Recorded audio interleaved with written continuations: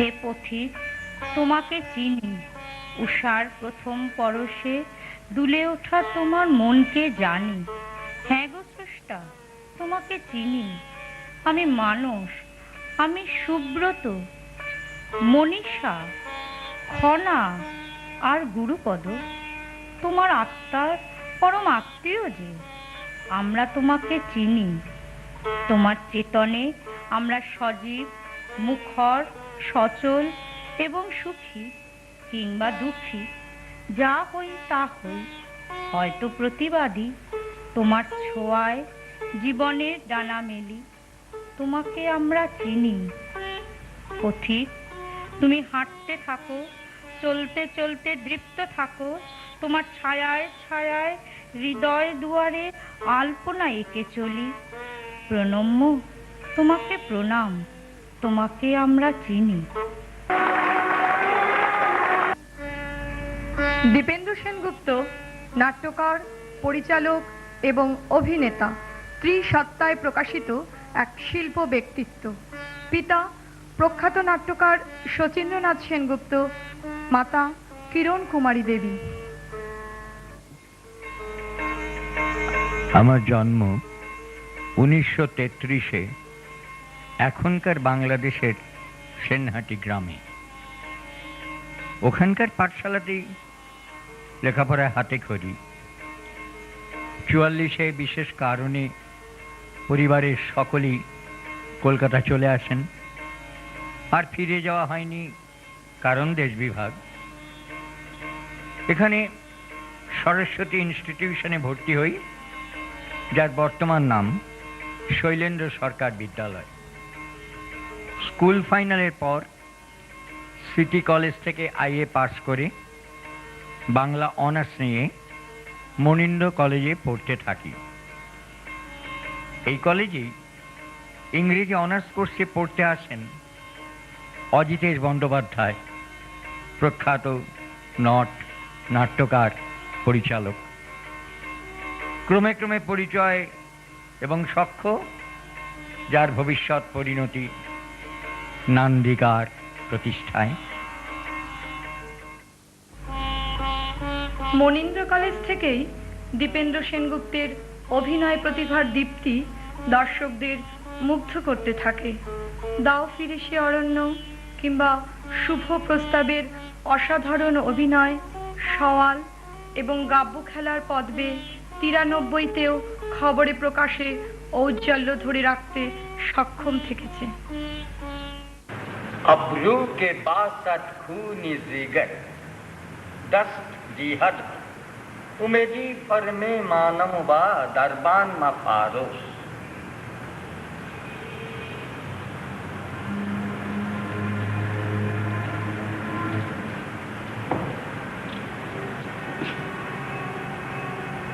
কিনেছ সাঙাত নিজের ইমান, তোমার হৃদয় চেরা রক্ত দামে। দারোয়ানে ঘুষ দিয়ে তা বেচতে যেন বিবেক থামে। কি হয়েছে তো? বাহাত খুব।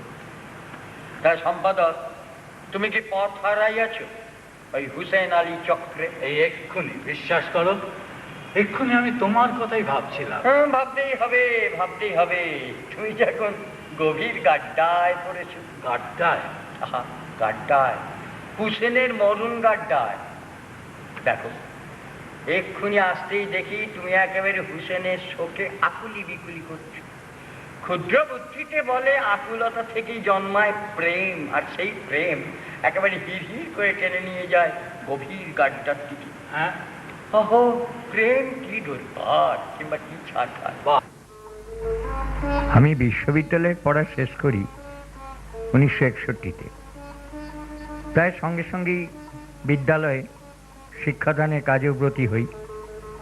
অপু এমন একটি কল্পনাপ্রবণ শিশু যে ছেলেবেলাতেই অনেক কিছু কল্পনা করে, তার মনের মধ্যে কিরকম আলোড়ন তোলে যখন দেখে দূরের এক অশ্বত্থ গাছ, সেই অশ্বত্থ গাছের এই সুদূরে মাথা তুলে দাঁড়ানোটা তার কাছে কেমন বিস্ময় মনে হয়, তার কাছে কেমন অবাক মনে হয়। ওর মন ওদিকে চলে যায়। আকাশের উড়নটাকে চিনি যেতে যেতে যেতে বিন্দুর মতো মিলিয়ে যায়। অপুও যেন তার সঙ্গে ভাবনার একটা দৌড়ের প্রতিযোগিতা লাগায়, তার সঙ্গে যেন অনেক দূরে চলে যায়। হঠাৎ যখন মনে পড়ে সে একেবারে একা, তখন সে দৌড়ে এসে মাকে জড়িয়ে ধরে। 1998 আমি বিদ্যালয়ের শিক্ষকতা থেকে অবসর গ্রহণ করি। নান্দিকার থেকে বিচ্ছিন্ন হয়ে অনুকার প্রতিষ্ঠার পর্ব থেকেই তার স্বকীয় চিন্তা এবং উপস্থাপন রীতির পরীক্ষা নিরীক্ষার সূত্রপাত ঘটে। জীবন উপলব্ধির সাধনায় নিজেকে ভাঙতে ভাঙতে রসোত্তীর্ণ হতে চেয়েছেন, সেই প্রয়াসে আজও তিনি যত্নবান। এই তথ্যচিত্র সেই সাধনারই একটি দলিল মাত্র। অনিরুদ্ধকে যেতে দাও রাহুল। সাধারণ মানুষের রাগকে জ্বলন্ত অঙ্গারের মতো একটা পিণ্ডে পরিণত করো। তারপর সবাই একসঙ্গে ছুটে যাক ওই রাজপথ ধরে। যথাও শোনো রাহুল, আমি এই দুরন্ত ছড়ানো মাঠের মধ্যে তাকিয়ে দেখতে পাচ্ছি ইতিহাসের চাকা ঘুরছে। এই রাজ শাসনতন্ত্রের শেষ মুহূর্ত ঘনিয়ে আসছে। পুরনো শতাব্দীটাকে এরা বুকের আগুনে পুড়িয়ে শেষ করে এনেছে। আরো কিছু কাল ঝিকি ঝিকি জ্বলে যখন শতাব্দীটা শ্মশানের ছাই ধরে থাকবে, তখনই সেই ছাই থেকে অঙ্গারের টুকরো তুলে এই মানুষদের সামনে এসে দাঁড়াবে এদের নিজের রাজা, মনের রাজা। শক্তি তারা একটা দেশকে দখল করেছে। এখন আমরা দেখতে পাচ্ছি তার অর্থনীতি দিয়ে। আগের মতন কামান, গোলা, বন্দুক, বারুদ এসবের আর প্রয়োজন হচ্ছে না, কেননা অর্থনীতিটাকেই সমগ্র বিশ্বে অর্থনীতি দিয়েই তারা এবার নতুন সাম্রাজ্যবাদ দখল করতে এসেছেন। প্রকৃতি যেমন কোনো রকম ফাঁক সহ্য করে না, কোনো ভ্যাকুয়াম প্রকৃতি সহ্য করে না, সেখানে কোনো না কোনো কিছু এসে সেটাকে পূরণ করে দেয়। তেমনি মানুষের, দেশবাসীর জীবনেও যদি আদর্শ কোনো একটা সামনে না থাকে তাহলে সে লড়াই করতে পারে না। আজকে আর মূল্যবোধ বলে কিছু নেই। যারা বিশেষ ভাবাদর্শের দ্বারা পরিচালিত বলে নিজেদের জাহির করতে এক সময়, দেখা যাচ্ছে আজকে তারা সেই সমস্ত তাদের মতবাদ, ফিলসফি থেকে অনেক দূরে সরে গেছে। শুধুমাত্র ক্ষমতা এবং লোভের মোহে আজকের রাজনীতিতে আমার মনে হয় ভোগবাদ চেপে বসেছে। মা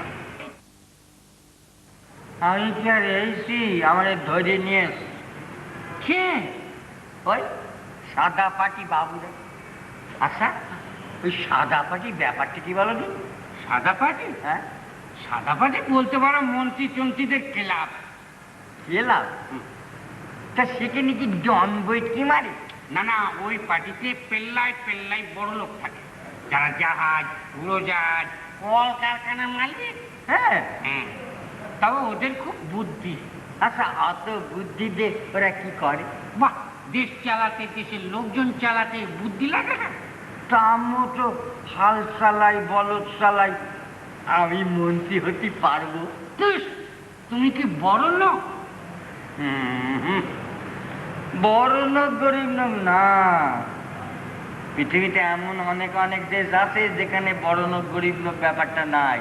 যা চালাতে শেখবা তাই চালাতে পারবা। যখন দ্বীপেনের কথাটা ওঠে এখানে, তখন অনেক ছেলেমেয়েরা যারা আজকে থিয়েটারের সঙ্গে আছে অল্প বয়স, তারা তাকে একজন পরিচালক এবং উন্নত মানের নাট্যকার এই বলেই তাকে শ্রদ্ধা জানায়। কিন্তু আমার খুব বেদনা হয় তখন যে ওর যে আর একটা দিক ছিল, এবং যেটাকে আমি বলবো খুব প্রতিভাদীপ্ত দিক, সেটা হচ্ছে অভিনয়। একটা কৌতুকের ছোঁয়া লাগা একটা অভিনয় চরিত্রে, একটা পোর্ট্রেয়াল। ওই পোর্ট্রেয়াল আমি আজ পর্যন্ত খুব বেশি দেখিনি। শনিবারের বিকেলে কোন রোলটা করতে আমি ভুলি, করণ যাক্ষ। কিন্তু আমি 2-3বার দেখেছিলাম শুধুমাত্র দীপেনের অভিনয়টা দেখবার জন্য, এবং অন্যান্য অনেককে নিয়ে। তো অভিনয় কাকে বলে দেখ, কমেডি অ্যাক্টিং কাকে বলে দেখ, বুঝতে পেরেছ? এবং সেখানে দেখেছি যে মঞ্চ, ও যখনই মঞ্চে আসতো মঞ্চটা অ্যানিমেটেড হয়ে যেত, জীবন্ত হয়ে যেত মঞ্চ, ওই স্পেসটা তখন লাফিয়ে উঠত থিয়েটারে, এবং মানুষ তো অসাধারণ অভিনন্দন জানাতো তার অভিনয়ে। এবং আরও বিভিন্ন সময় ওর অভিযোগ তখন তার অভিনয় দেখেছি। এরকম সূক্ষ্ম কমেডিয়ান, এরকম দর্শককে মুহূর্তে করায়ত্ত করে ফেলার মতো একজন দক্ষ কমেডিয়ান, একজন চরিত্রাভিনেতা আমি খুব কম দেখেছি, সত্যি করে বলছি, খুব কম দেখেছি। একবার অনেক আগে, অনেকদিন আগে বোধহয় পবিত্রই আমাকে সেই সময় একটা বলেছিল, চ্যাপলিন বলা যায়, বলুন। সে তুমি ট্রেনই চালাও আর বলদি চালাও। হ্যাঁ হ্যাঁ হ্যাঁ, এরকম একটা কথা কোথায় শুনেছি? আছে আছে আছে রে ভাই, আছে। এমন অনেক অনেক কথা আছে যা আমরা জানিনি। তাই পার্টি বাবুরা বললে গ্রামের থেকে 50টা লোক চনগলি শহরে মিটিং করবা। আমি তো একেবারে এই অবাক।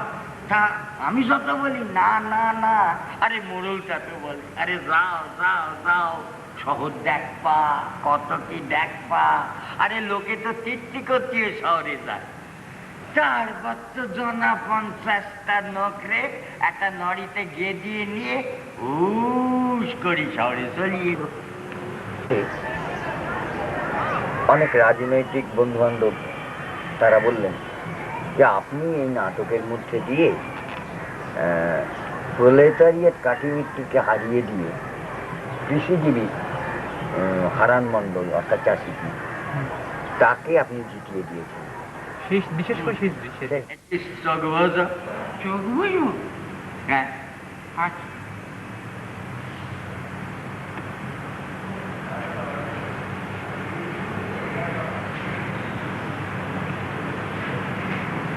দেখো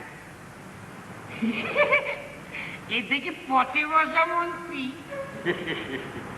আচ্ছা, আবার চোখ বন্ধ কর। আবার হ্যাঁ।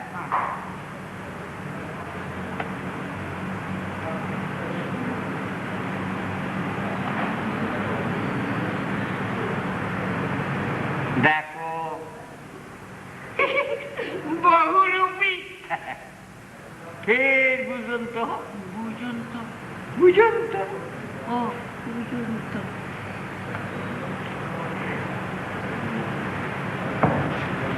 দেখো তুমি রংবাজি।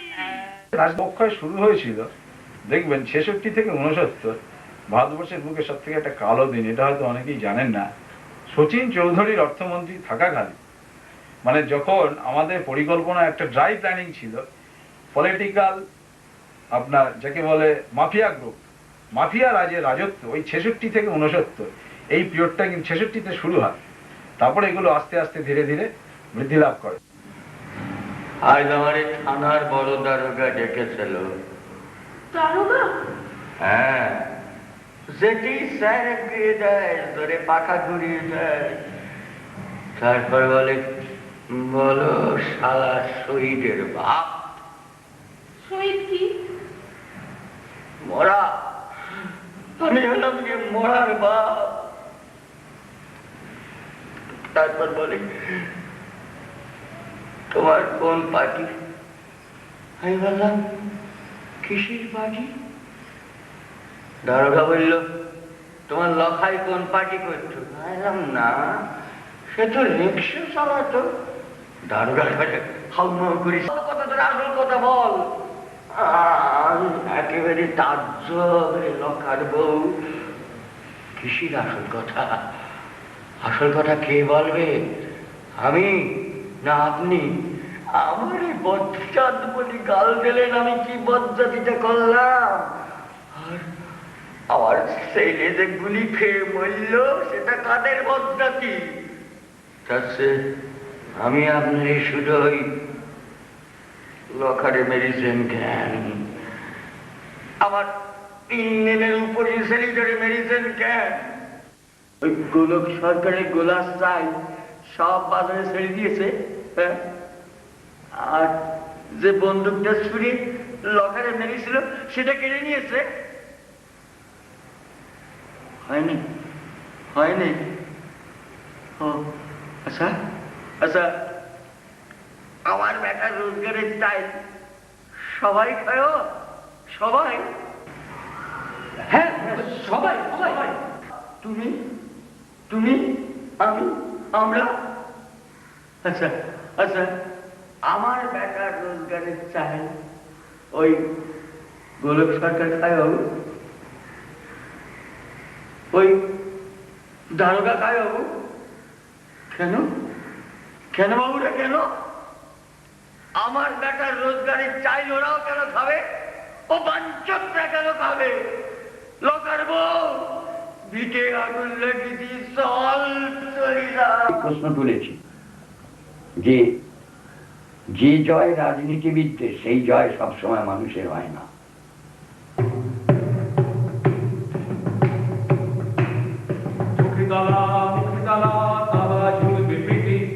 ঘরে ঘরে অন্ধকারে দেওয়াল সেবে, চোখে তালা মুখে তালা তালা ঝুলবে পেটে, ঘরে ঘরে অন্ধকারে থাকো দেওয়াল সেবে। বহুরূপে দেশ দেখেছো এবার ভিন্ন রূপ, বহুরূপে দেশ দেখেছো এবার ভিন্ন নেতাদের বা রূপ। রাজনৈতিক দলগুলোকে দোষ দিলেই চলবে না, কারণ আমার মনে হয় বুদ্ধিজীবীরাই রাজনৈতিক চরিত্রদের অভিভাবকের কাজ করে। সেই অভিভাবকরাই আজকে মোটামুটি বলতে পারেন পারচেজ হয়ে গেছে। আরে এই যে বিপুলদা, দাদা ভালো জামা কাপড় পরা তো, ওকে দাদা বললো। কি ব্যাপারে মালা দাদা? এরকম বলেছে। ওই সাহিত্য সভা ছাড়ে না কেউ। কেন ছাড়বে দাদা? আপনি হলেন বিপুল সান্না, একটা জাতীয় নাম। দেশের সবকটা পুরস্কার কবেই আপনার পকেটে ঢুকে গেছে। বাংলা সাহিত্যে আপনার যা গান, আপনি তো প্রথম দেখালেন কচি কিশোরীর শরীর মনের আবেগ, গৃহবধূর প্রেমের দাহ, প্রৌঢ় বিকেলের গধূলি প্রণয়, এক এক টানে সমাজটাকে একেবারে ন্যাংট করে ছেড়েছেন দাদা। ভেতরে ভেতরে যে আমরা সবাই ন্যাংট। দাদা ভাই নাই তো কথাবার্তা বলছে। তা সাহস আমার আছে। আমি মনে করি আমি যখন কলম ধরি তখন আমি দেশের হ্যারল্ড রবিন্স, মারিয়া পুজো কারোর চাইতে কিছু কম নয়। তখন আমি সৃষ্টিকর্তা ব্রহ্মা। আমি কাউকে খাতির করি না, কাউকে ভয় পাই না, আমার কোনো লোকলজ্জা থাকে না। তখন আমি সমাজ মানি না, আইন মানি না, সৃষ্টির খেলায় আমি তখন উলঙ্গ, বদ্ধ উন্মাদ। জান বাঁচাও, জান বাঁচাও, জান বাঁচাও, পোকা ছাড়ছি, বিষে পোকা, রাস্তায় উঠোনে ঘরের মধ্যে ঘুরে ঘুরে খাচ্ছি, তখন ঘা রক্ত, জান বাঁচাও। জিজ্ঞাসের মতো আমি ওই আইডিয়াকে দেখাচ্ছি যে মৃত্যুটা, দৈহিক মৃত্যুটাই বড় নয়, আত্মিক মৃত্যুটাই হচ্ছে বড়। আপনি যেখানে যে অবস্থাতে থাকুন, এখনই দেবনাথের স্টাডি রুমে যোগাযোগ করুন। আপনার স্বামী আপনাকে মত্ত হয়ে খুঁজছেন। লক্ষণ ভালো না। স্ত্রীকে সাক্ষী রেখে আমাকে গুতবে নাকি? ওর সামনে এভাবে এসো না। এইবার চ্যানেল বদলে ভয় দেখাবো? না না, উনি বাইরের কেউ না, জানো উনি না এখন আমার ওই বুকের ভেতরকার আত্মীয় হয়ে গেছেন। আজ পর্যন্ত জানো এমন একজনও ক্রিটিক পাইনি যে আমার ছবির এত সুন্দর ব্যাখ্যা দিতে পারে। মহাশয় যে একেবারে অলৌকিক অপার্থিব ব্যাপার করিলে, একেবারে তিন চক্ষু লোক আমি যে অলৌকিক ঠিক দেখে ফেলেছে। তোমার মনে আছে পরমা, আমি কতদিন তোমাকে বলেছি যে বুকে রক্তে তুলি ভিজিয়ে ছবি আঁকতে পারলে তা কমিউনিকেট করতে বাধ্য, অন্যকে তো ছবেই ছবে। এই দেখো, একটু আগে এই ক্যানভাসে জীবনের পাশে মৃত্যুর রংটাকে বসাতে উনি কেমন ছবিটাকে ধরে ফেললেন। এই এই দেখো দেখো, ছবিতে বিজুর মুখটা কেমন জীবন আর মৃত্যুর মাঝে ভাগাভাগি হয়ে রয়েছে। দেখো ওর চারপাশে যেন কত রঙের জীবন, আবার ছায়া ছায়া কত রকমের মৃত্যু। চিনতে পারছো?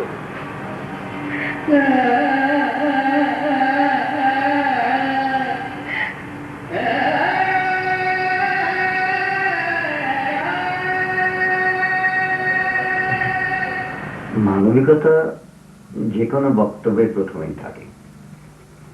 মানবিকতা বোধ যদি না প্রতিষ্ঠিত করা যায়, তাহলে সামাজিক কোনো সত্য, অর্থনৈতিক কোনো সত্য, কোনোটাই কিন্তু ঠিক মতো জায়গা করে নিতে পারে না। এখন এই মানবিকতার প্রশ্নটার কনোটেশনটা তো অনেক বড়। আমার নাটকের মধ্যে আমি কখনো একটা পরিবারের মধ্যে দিয়ে বা কোনো একটা ঘটনার মধ্যে দিয়ে বা কোনো একটা আইডিয়ার মধ্যে দিয়ে আমি সেই মানবিকতাকে পরিস্ফুট করার চেষ্টা করি। যেমন ধরা যাক আমার শনিবারই বিকেলের মধ্যে। প্লিজ প্লিজ, আমি আর এক মুহূর্ত এখানে থাকতে পারছি না, আমাকে আমাকে ছেড়ে দিন। শুনুন সুব্রত বাবু, আমাদের অন্য কোনো খারাপ উদ্দেশ্য নেই, শুধু কালকের ঘোরার নামগুলো আমরা চাইছি, তারপরেই তো ছুটি আপনার। ও, এইভাবে আটকে রেখে নিজেদের কাজ গুছিয়ে নেওয়াটা কোনো খারাপ উদ্দেশ্য না। তাছাড়া আপনাদের কয়েকজনের খেয়ালের কাছে আমি বা মাথা নোয়াবো কেন? সুব্রত বাবু, সুব্রত বাবু, আপনি এলেন আর আমাদের ভাগ্যের অচল চাকাটা নড়ে উঠল। আজকের রাস্তা থেকে সেই অচল চাকাটাকে আর একটু গড়িয়ে দেবেন না? সুন্দর কথা বলেন। অবশ্য এখানে আপনাদের দলের মধ্যে আপনারা তরুণের সঙ্গে যা একটু কথাবার্তা বলা যায়, কিন্তু জানেন কি, যে ঘোড়াটা আপনার জীবনের চাকাটাকে নড়িয়ে দিয়েছে, সেই ঘোড়াটায় কালকে আপনাকে ধুলোয় ফেলে দৌড়ান। তাছাড়া এমন সুন্দর সুন্দর কবিতা বেরোচ্ছে। তুমি কি পাগল হয়ে গেলে নাকি? পাগল যে কে বলছে তাকে বোঝাই যাচ্ছে। করছেন কি মজা? না চঞ্চল বাবু, কাঞ্চন আপনার পক্ষে বড় বেশি ভালো স্ত্রী হয়ে গেছে। এতটা ভালো স্ত্রী বোধহয় না হলেও চলতো। কৃষ্ণ নাটকে সমাজে নানান রকম ভণ্ডামি, নানান রকম প্রিটেনশন, এই প্রিটেনশন, ভণ্ডামি ইত্যাদি এবং শোষণ তো রয়েছে, তার মধ্যে দুর্নীতি আছে, দ্বিচারিতা আছে, এগুলো সব মিলিয়ে একটা গহ্বর তৈরি হয়েছে, যেটাকে অতিক্রম করে মানুষ সাফল্যের দিকে যেতে পারছে না। আর মানুষ ভুলে যাচ্ছে চারদিকের এই ভোগবাদিতার মধ্যে দিয়ে সে মনে করছে এইটাই জীবন, কিন্তু তৃষ্ণা ক্রমশ বাড়ে, সেটা কমে না।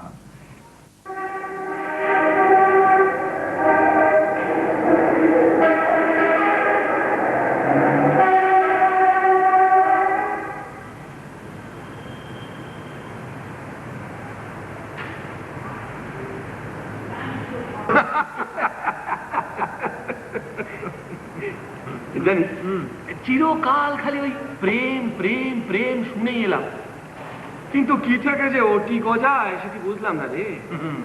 রে, প্রেম গজায় বুকের এই বাগানে। আরে বাবা, প্রেম বোঝাবো কি করে? এ কি চড়গুতো যে গুতিয়ে বোঝাবো, না কোনো খাবার যে চেকে দেখবি? ভালোবাসা, চকোলেট, স্বপ্ন, গান, ফুল, সব সব সব। তবে কি জানিস, ভালোবাসা প্রেম প্রেম হলো ওই তোর ওই স্বপ্ন টপ্ন ফুল টুল এই আর কি। যা, আচ্ছা বুঝিয়ে দিচ্ছি, হোয়াট ইজ ভালোবাসা? হ্যাঁ বেশ বল। ভালোবাসা একটা লুকিয়ে রাখা সুখের মতো। ভালোবাসা হচ্ছে তোরই ভালো লাগা, তোর জ্যোৎস্না, সবসময় বেশ একটা সুখ সুখ ফুরফুরে, এই বেশ সুখ সুখ ফুরফুরে। তারপর ওই তো ওই তো ওই ভালোবাসা মানে ওই সুখ সুখ ফুরফুরে। আর বাবা, তোর ওই গল্প সিনেমায় যেমন দেখিস না, অনেক হয়েছে। কেমন দেখতে বল? হ্যাঁ, প্রেম। মেয়েটা মেয়েটা কি বলি, ভেবে বলো কি বলবে। পিয়াসি বিউটি কন্টেস্ট করে, মডেলিং, ফিল্ম স্টার। সবাই বলে ফিল্ম স্টার। হ্যাঁ, কলকাতার মেয়ে না, ধানবাদের। অবস্থা ভালো না, খুবই ভালো। বাপের কলিয়ারি আছে। আমি বাবার এক মেয়ে। বুঝলি, বাপের সবে ধন, তাই নাকি? অর্ধেক রাজত্ব আর রাজকন্যে। কি আলোচনা করতে হয় এবং সেই আলোচনার মাধ্যমে স্থির হয়। নাট্যকারও বলেন যে কীভাবে এটা হওয়া উচিত, আমিও তার কাছ থেকে কিছুটা জানি, জেনে নিয়ে উভয়ের মিলিতভাবেই সেটাকে যোগদান করার চেষ্টা করি। শরীরের রক্তচাপটা তো ভীষণ গুতোচ্ছে। হ্যাঁ, ডিউটিতে বেরোবার আগে অন্তত কুসুম কুসুম গাটা একটু গরম করে নেওয়া দরকার। কি বাত আছে? জুদান জুকে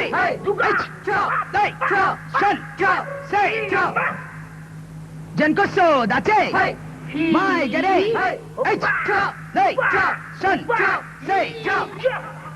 কুকুৎসো দাচে উশিরো গরে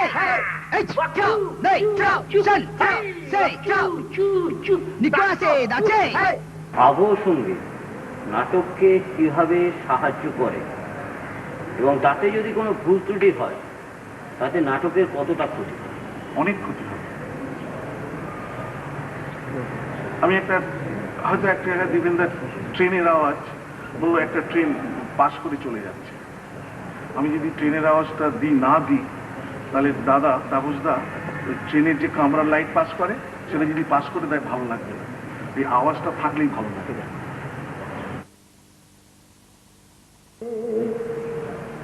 পুরানো না বাসে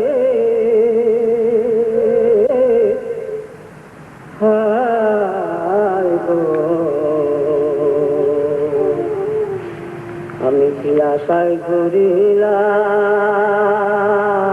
কারো পিছে।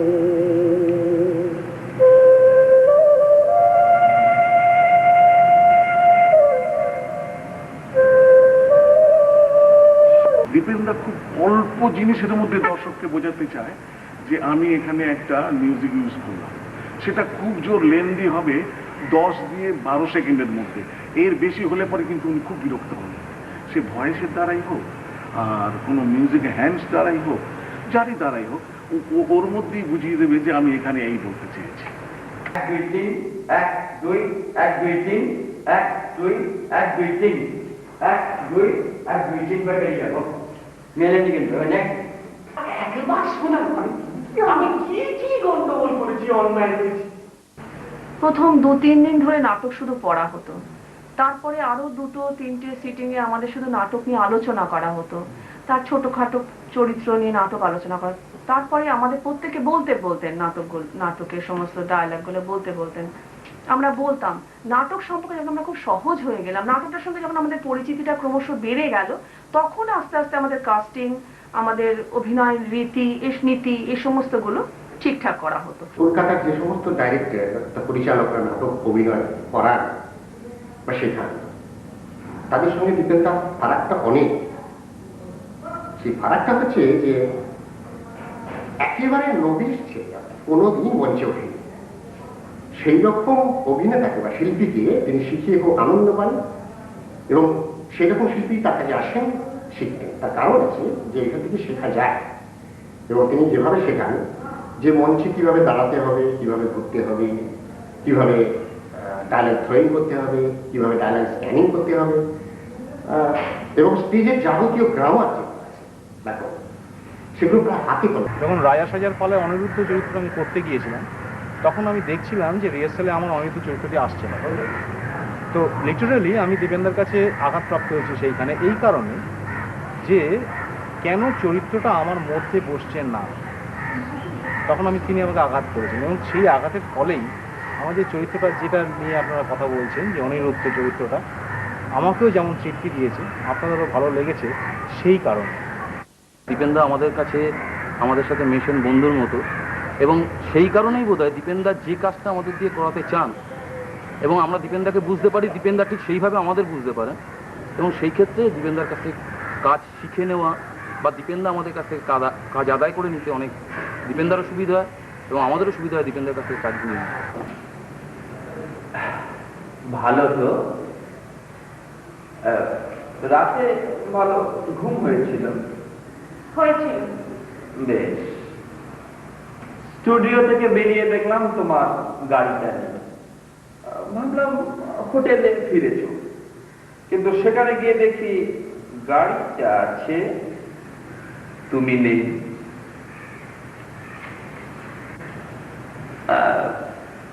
তবে একজন বলল তোমাকে স্টেশনের দিকে যেতে দেখে। খনা, তুমি কি এখনো আমার উপর রাগ করে আছো নাকি? একটুও না। Very good. তাহলে এবার বাড়ি চল। বাড়ি? তোমার বাড়ি, গাড়ি দাঁড়িয়ে আছে। আমি যাব না। যাবে না? তো কি করবে? আমি এখানেই থাকবো।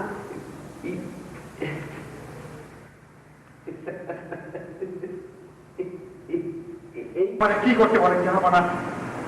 সবার আগে বলি, বাংলার মান, বাংলার মর্যাদা, বাংলার স্বাধীনতা রক্ষার জন্য আপনারা আপনাদের শক্তি দিয়ে, বুদ্ধি দিয়ে সর্ব রকমে আমাকে সাহায্য করুন। আপনাদের সমবেত চেষ্টায় যদি এই বিপদ থেকে পরিত্রাণ পায়, তাহলে সেদিন আপনারা আমার বিচারে বসবেন। সেদিন যে দণ্ড আপনারা আমাকে দেবেন, আমি মাথা পেতে কালেন। আমাকে অযোগ্য মনে করি, আর কাউকে যদি এই সিংহাসন দিতে চান, আমি হৃষ্ট মনে সিংহাসন ত্যাগ করে চলে যাব। জাফর আলী খান, আপনি শুধু সিপাহ সালার নন, আপনি আমার পরমাত্মীয়। বিপদে আপনজন জেনে বুকে ভরসা নিয়ে যার পাশে দাঁড়ানো যায়, সেই না আত্মীয়। লোভে পড়ে মোহে বসে মানুষ অনেক সময় অনেক অন্যায় কাজে প্রবৃত্ত হয়, কিন্তু কর্তব্যের আহ্বানে লোভ মোহ জয় করে মেরুদণ্ড সোজা করে যে দাঁড়াতে পারে, সেই তো পুরুষ। আমি জানি সে পৌরুষ আপনার আছে। রাজা রাজবল্লভ, ভাগ্যবান জগৎ সেন, শক্তিমান রায় দুর্লভ। বাংলা শুধু হিন্দুর নয়, বাংলা শুধু মুসলমানের নয়, মিলিত হিন্দু মুসলমানের মাতৃভূমি গুলবাগ এই বাংলা। অপরাধ আমি যা করেছি, আঘাত যা পেয়েছি, তা ওই মিলিত হিন্দু মুসলমানের কাছে পেয়েছি। পক্ষপাতিত্বের অপরাধে আমরা কেউ অপরাধী নই। তাই আমি মুসলমান বলে আপনারা আমার প্রতি বিরূপ হবেন না। চেয়ে দেখুন, বাংলার ধাক্কাকাশে আছে দুর্যোগের ঘন ঘটা, আর শ্যামল প্রান্তরে আছে রক্তের আলপনা। জাতির সৌভাগ্য সূর্য জলগামী, শুধু সুপ্ত সন্তান শিওরে রুত্তমান জননী নিশাবসানের অপেক্ষায় প্রহর গণনায় রত। কে তাকে আশা দেবে, কে তাকে ভরসা দেবে, কে শোনাবে তাকে তোমার সুজন 7 কোটি সন্তান হিন্দু মুসলমান জীবন দিয়েও করবে নরনের অভিযান। বলুন আপনারা, কে শোনাবে, কে? জাহাপানা জনাব, আমি শপথ করছি, আজ থেকে সর্বসময় সর্বক্ষেত্রে আমি আপনার সহায়তা করব। তাহলে আমিও শপথ করছি, আজ থেকে সিপাহ সালারের সব নির্দেশ আমি মাথা পেতে নেব। তার আদেশে হাসি মুখে মৃত্যুবরণ করব। আমরা শপথ করছি।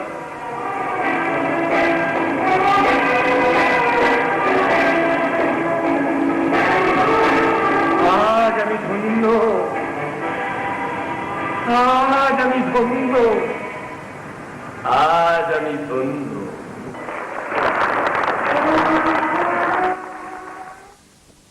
বাবুর চাকর আমরা দক্ষিণ বাবুর চাকর, দক্ষিণ বাবুর চাকর আমরা দক্ষিণ বাবুর চাকর। কান্দে পিঠে গিলি কুঠি খাটি তো কহো, কান্দে পিঠে গিলি কুঠি খাটি তো কহো। দক্ষিণ বাবুর চাকর আমরা দক্ষিণ বাবুর চাকর, দক্ষিণ বাবুর চাকর আমরা দক্ষিণ বাবুর চাকর। আমরা দক্ষিণ বাবু, আমরা দক্ষিণ বাবু, আমরা দক্ষিণ বাবুর চাকর, আমরা দক্ষিণ বাবুর চাকর। আপনার এই যে নাটক, এই নাটকের মধ্যে সঙ্গীতের একটা প্রাধান্য আছে, এটা লক্ষ্য করি। এর কারণটা এক কথায় কারণ যদি বলতে হয়, আমার মনে হয় যে ধরুন প্রাক্তন নাট্যকাররা যারা আমাদের নাটমঞ্চ চালিয়ে এসছেন বহুদিন, সেসব নাট্যকারেরা গিরিশবাবু, দ্বিজেন্দ্রলাল, সলিল সেনগুপ্ত, রবীন্দ্রনাথ তুলসীদাস রবীন্দ্রনাথ তো সর্বোপরি একদম শীর্ষে বসে আছেন। সেই জন্যে তারাও দেখেছেন যে নাটকে এই যে সঙ্গীত প্রয়োগটা, সঙ্গীতটা আমরা কিন্তু জীবনের একটা অঙ্গ বলে মনে করি, মানে আমাদের বাঙালি, এবং তাদের ইমোশন, তাদের যে ভালো লাগা, নাট্য ঘটনার সঙ্গে যে তার সম্পৃক্তি, সবকিছুই কিন্তু গানের মধ্যে দিয়ে প্রকাশ করা যায়, এবং সিচুয়েশনটাকে তার মধ্যে দিয়ে তার যে দুটোর মধ্যে যে সাযুজ্য আছে এটা প্রকাশ। তার মানে আপনি ওই নাটকের উৎকর্ষের জন্য আপনি বিশেষ করে সঙ্গীতটাকে আরো নিয়ে আসেন? শুধু উৎকর্ষতার জন্য নয়, কেননা ঘটনাও ডিমান্ড করে, ঘটনাও দাবি করে। আচ্ছা,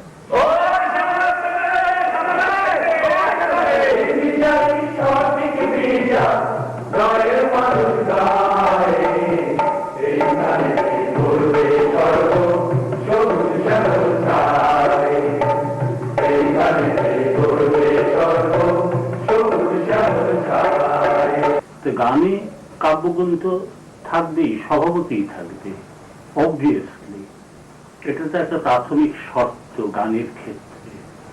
কিন্তু আপনার নাটকে যখন সংলাপ বলে কেউ গদ্যে, তার মধ্যেও আমরা কবিত্ব দেখতে পাই, এবং কোনো কোনো চরিত্র, সে চাকরি হোক বা রিক্সাওয়ালাই হোক বা চাষাই হোক বা যে তারা দেখতে অভ্যস্ত এমন কোন যুবক সেই হোক, তারা কিন্তু কখনো কখনো সরাসরি কবিতাকেও কথা বলে। দেখুন শৈল, কাব্যে তো আপনি নিজেই বললেন গানে কাব্য থাকবে, গানে তো কাব্যকে রাখতেই হবে, সংলাপে কাব্যটা কিভাবে আসে। দেখুন ওটা কিন্তু সচেতন ভাবে আমি করি না, কেননা আপনি যেটা বললেন চাকরের মধ্যে, একটা সাধারণ মানুষের মধ্যে, একটা শিল্পীর মধ্যে, আমার নাকি চরিত্রগুলো সবকটা চরিত্রের মধ্যে একটা ভাব প্রকাশ করেছে। আমি কিন্তু সবসময় তার ইনার সোলটাকে বার করবার জন্য ওই কথাগুলো বলি।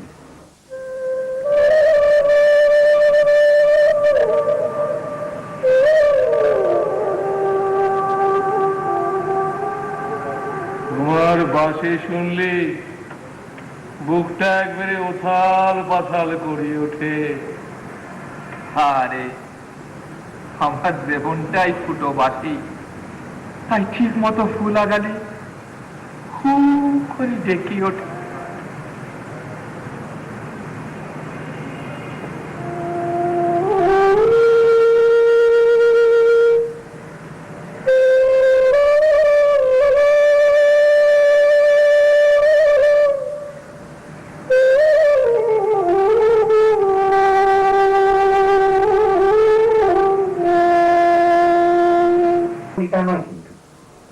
আসলে একটা চিত্রকল্প তৈরি হয়, ইমেজের, এবং তার মধ্যে একটা দর্শনের কাজ আছে। মোরাললেস আমরা প্রায় প্রত্যেকেই আমাদের ভেতরে কিন্তু একটা কাব্যিক অনুভূতি থেকেই যায়। আমি সমস্ত মানুষের সঙ্গে কথা বলে দেখেছি। তারপর জেটি জেটি জেটি একটা ফুল, সেই ফুলের তলা দিয়ে নদী চলেছে, আমাদের নৌকো চলেছে। বাবারে বলি, বাবা সাহেবগঞ্জ কদ্দ, বাবার ওই যে দেখা যাচ্ছে কলেজ চিমনি, তারপরে গেলে পাটের ঘর গুদম, ওইখান দিয়ে বাঁদিকে ঘুরে গিয়ে পেয়ে যাবে। এই যে কথাটা, এর মধ্যে কাব্যবোধ আছে, কিন্তু কাব্য রসও আছে। নাম না জানা তারাতে মানুষ যেভাবে তারা দেখে বর্ণনা করে, সেভাবে একটা চাষি বর্ণনা। দ্বীপের জাগনা শুধু তাই নয়, আমাদের কাছে অত্যন্ত স্মরণীয়, শ্রদ্ধেয় শচীন্দ্রনাথ সেনগুপ্তের পুত্র, তার সন্তান ভ্রাতুষ্পুত্রের মধ্যে ওই নাট্যধারা বহমান। কাজে নাটকের যে একটা বোধ এবং নাটকের যে একটা ঐতিহ্য, সেটা সে বহন করে এসেছে। আমার ভালো লাগবে এই জন্য যে সুচিন্দ্রনাথ সেনগুপ্তের সন্তান পুত্র হয়েও দীপেন পৈতৃক শক্তির উত্তরাধিকার বহন করেছেন, পৈতৃক শক্তির, কিন্তু তিনি পিতার নাট্য রচনা ধারার অনুসরণ করেননি। অর্থাৎ যে ধারায় শচীন সেনগুপ্ত নাটক লিখেছেন, পুত্র কিন্তু সেই ধারায় লিখেনি। সে তার নিজস্ব রচনা ভঙ্গি ধারা খুঁজেছে এবং ধীরে ধীরে সেটাকে সে পেয়েছে। একটা ফ্যান্সিফুল জায়গা, অন্য বাস্তবকে অতিক্রম করে একটা জায়গায় যাবার আকুলতা ওর মনের মধ্যে ছিল বলেই, গড়ে উঠেছিল বলেই আমার প্রথম নাটকটা ওকে তেমন টানে, কিন্তু এই পরবর্তীকালে কয়েক বছর পরের এই নাটকটা ওকে টেনেছে, কারণ ওর মনের মধ্যে বদল শুরু হয়েছে। সেই বদল থেকে সিংহাসনের ক্ষয়ের ওর পছন্দ হয়েছে। ওনার জগতে বিচরণ করলেও যখনই সেই বাস্তব পরিস্থিতি, বাস্তব ক্ষেত্রটি এসে পড়ে, সেখানে সে একজন নিখুঁত অবজারভার। অর্থাৎ সেই বাস্তবে সংলাপ রচনা করা, সিচুয়েশনকে দেখানোর যে খুঁটিনাটি, সেইখানে কিন্তু সে সমান দক্ষ। অর্থাৎ ও যদি রিয়েলিস্টিক নাটক লিখে যেত, মানে অ্যাবসলিউটলি রিয়েলিস্টিক নাটক লিখে যেত, তাহলেও কিন্তু ওর দক্ষতা একটা শক্তির একটা মূল্যবান জায়গায় যেতে পারত, শক্তিমান জায়গায় যেতে পারত। এবং ওর ফ্যান্টাসি আমার দেখা যেগুলো, তার মধ্যে চূড়ান্ত সিদ্ধি যেখানে হয়েছে, সেগুলোকে আমার মনে হয় যে গাবুখারা এবং কাতুকুতু সংবাদ, কাতুকুতু সংবাদ টেরিফিক হয়, গাবুখারা টেরিফিক হয়। One of the best place of our theatre world, আমাদের Bangla theatre one of the best place. পরিকল্পনা, ভাবনা সব কিছু অত্যন্ত ভালো। যে কল্পনার জগতে গিয়ে সে কিন্তু বাস্তবের মাটিটাকে কখনো হারাচ্ছে না। এগুলো আকাশ কুসুম নয়, এটা হচ্ছে মাটিতে রোপণ করা ফুল, যে আকাশের দিকে তাকাতে জানে। বুঝতে পেরেছ? কখনো সে মাটিটা ভুলছে না। যেটাই সে ফ্যান্টাসি করছে, তার মধ্যেই দেখতে পাই যে আমাদের সমাজের কতগুলো সংকটকে, সমাজের কতগুলো অশান্তিকে, অপশক্তিকে, সমাজের কতগুলো দুর্নীতির দিকগুলো, অন্যামর দিকগুলো বা বর্জনীয় দিক যেগুলো, সেইগুলোর দিকে তার শ্লেষ নিক্ষেপ করছে বা তাকে উন্মোচিত করছে। তার ফ্যান্টাসি এসেছে সবসময় একটা সোশিও ইকোনমিক বেসকে বজায় রেখে, বাস্তবতাকে না ভুলে ও ফ্যান্টাসি করেছে এবং একটা বাস্তব সত্যকে, যেটা সামাজিক সত্য, সেটাকে সে প্রকাশ করবার চেষ্টা করেছে। বিশেষ করে গ্রুপ থিয়েটার করতে নেমেছি সেহেতু আমাদের একটা ইডিওলজি আছে, আমাদের একটা লক্ষ্য আছে। আমরা মানুষের কথা বলবো, সমাজের কথা বলবো, সুস্থ জীবনবোধের কথা বলবো। আমাদের মনে হয় শিল্প তার সুষমা নিয়ে, তার সৌকুমার্য নিয়ে উপস্থিত হবে। অত্যন্ত প্রচার বিমুখ লোক, এরকম সৎ, আমি ওর কথা বলছি, সৎ একটা মানুষ পাওয়া তো খুব দুর্লভ, দুর্লভ ব্যাপার। একটা খাঁটি মানুষ পাওয়া, ও যে খাঁটি মানুষ তাতে তো কোনো সংশয় নেই। একটা খাঁটি মানুষ, সৎ মানুষ, একটু বুদ্ধিজীবী মানুষ, কি বলবো, হৃদয়বান মানুষ, বুঝতে পেরেছ, সংযমী, মিতাচারী, একটা আদর্শ কতগুলো লক্ষণ ওর চরিত্রের মধ্যে আছে। তবে শোনো, কে কোথায় আছে শোনো, আমি এখানে একটা মানুষ এই ডাস্টবিনের মধ্যে মুখ গুজে মরছি। শোনো, তোমরা কে কোথায় আছো শোনো।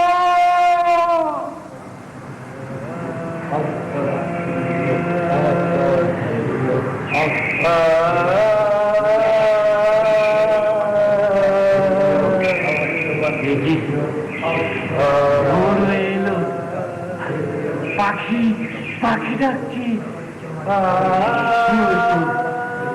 তো সেই লাইট পোস্ট, এখনো আলো জ্বলছে। তাহলে সারা রাত ভোর আমি কি সব দেখলাম? তাহলে আছে দুনিয়ায় আলো, পাখি, মানুষ সব আছে। সারা রাত্রি ধরে যা দেখেছি সব না।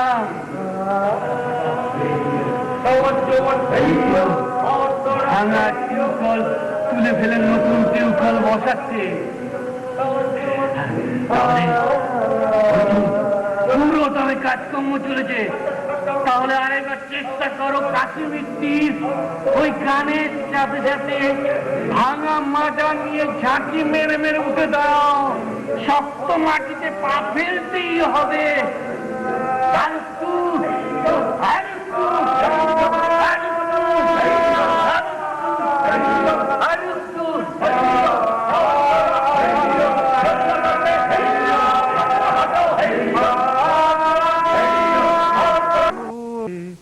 উঠেছে মন মেতে, ছড়িয়ে আছে আনন্দের দান, বিস্ময়ে তাই জাগে জাগে আমার গান। কান পেতেছি, চোখ মেলেছি ধরার বুকে, প্রাণ ঢেলেছি জানার মাঝে অজানারে, করেছি সন্ধান বিস্ময়ে তাই জাগে জাগে আমার